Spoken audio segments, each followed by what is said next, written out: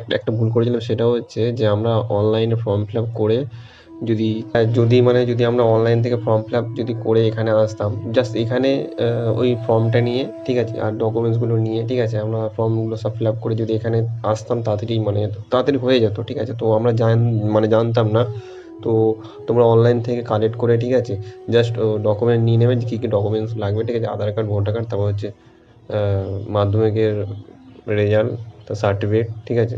তো মাধ্যমিকের result certificate যেকোনো একটা নিলেই হবে, ঠিক আছে। প্যান কার্ড, ভোটার কার্ড লাগবে, ঠিক আছে, কারণ এটা ভোটার কার্ড মাস্ট, ঠিক আছে, কারণ এটা ভোটার অনুযায়ী অ্যাকচুয়ালি গণনা করা হচ্ছে। এটা অ্যাকচুয়ালি ভোটার তালিকা হিসাবে এটা গণনা করা হচ্ছে, ঠিক আছে, যেটা আমরা জানলাম, ঠিক আছে। ওখানে ভেবেছিলাম যে প্যান কার্ড আর মাধ্যমিকের যেগুলো সার্টিফিকেট বা রেজাল্ট আর এগুলোই লাগে, ঠিক আছে, বা আধার কার্ড, কিন্তু ওখানে বলছে ভোটার কার্ড মাস্ট, কারণ এটা ভোটের তালিকা তো গণনা হচ্ছে, প্লাস যারা যে এলাকায় থাকে সেই